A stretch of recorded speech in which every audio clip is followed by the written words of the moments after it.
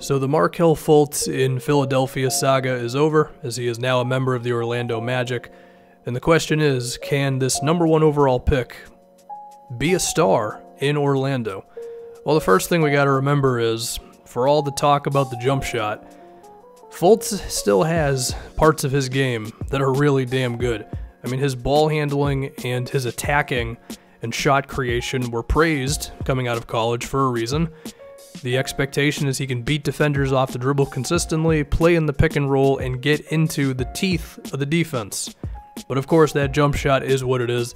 I don't know where that's going to end up, and for everything I say in this video, if he cannot be a respectful outside shooter, then there's a chance that he just never becomes that great of a player.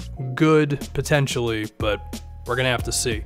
But the Magic can do some things to help that out. Number one is, they may want to re-sign Nikola Vucevic, and it may cost them a bit of money to do so, but I don't know if Markelle can thrive in a situation that is not going well, and this team needs as much shooting as possible, and Vucevic became one of the best shooting bigs in the league this season, as he shot around 38% from 3, and the thing that this would remind me of is kind of Lonzo with Brook Lopez a year ago, where you have a point guard who can make plays but is not a shooter, and you get a shooting big to help him out, space the floor, they can run pick and pops, and maybe that could have a similar effect for Markelle. A play like this one where he creates for Mike Muscala, but instead of Muscala, it's Nikola Vucevic. Now, one thing you can say is, well, what about Mo Bamba? He's the center of the future and all that. I do hear you, but Mo Bamba just isn't that good right now, which is cool because a lot of rookies are not ready to win basketball games. They're, this early on in their careers. But again, I don't think you can have too many guys who are basically projects around Markelle. I think he needs to be surrounded by professionals, and Nikola Vucevic is definitely that. Hopefully it wouldn't kill your salary to keep him.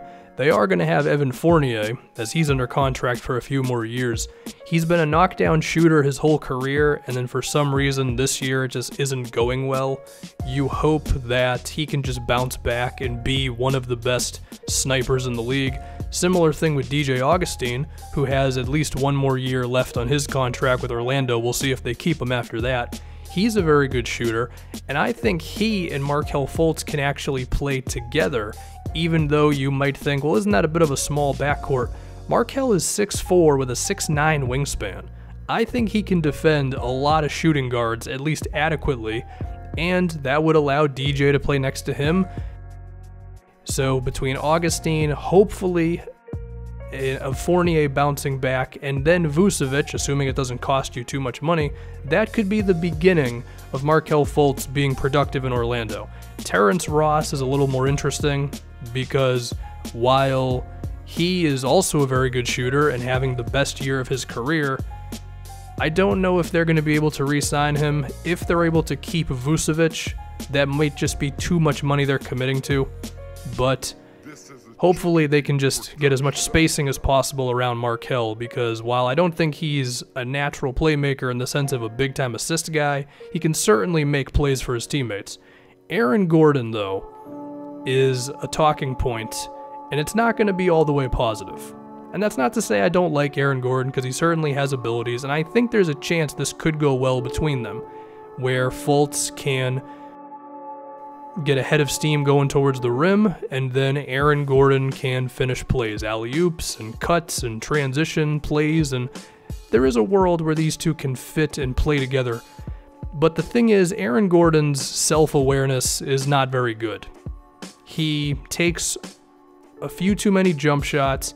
His shot making from all around the floor is a bit disappointing, and there's a chance that he's just not the ideal for Markelle Fultz. Not a great shooter, but still taking the shots, and I'm just saying, if there's a chance for Orlando to make a trade where they can swap Gordon for a knockdown guy, that might be the way to go. But even that being said, I do think you should give Gordon and Fultz time to see if they can make it work. But again, if you have an opportunity to make a move that you think could help Markelle and you have to trade Gordon to do it, I would certainly think about it, because I think Fultz, he just may have a higher ceiling than Aaron Gordon, just to put it bluntly. Now we need to talk about another young player on this team, and that is Jonathan Isaac. I like Isaac a bit more than I do Aaron Gordon, and while I think I could talk myself into potentially moving Aaron, not the same case with Isaac. The guy's physical tools are amazing. I think he can be a force finishing. I think he can be even better than Gordon in terms of fast breaks and cutting and all that. And his shooting hasn't even looked that bad throughout his career. I mean, lately he's actually been knocking down threes kind of confidently. He's a very good free throw shooter, which is a good sign as well. And his defensive upside is just monstrous. Perhaps I'm reading a little too much into it, but I think Jonathan Isaac can be a special player. And I would love to see him and Markelle Fultz together for a long time on this Orlando team. And yeah, that's where I think I'm at with Markelle Fultz in Orlando. I liked the move for them because they are desperate for just anything resembling a star player. And if Markelle can get back to what we thought he was going to be before the draft, then that's a home run for this team. And I think the way to do it is surround him with shooting. Hopefully it doesn't cost too much to actually do that. And then from there on, it's basically all on Markelle. I mean, he's got to prove that he's still got something in him.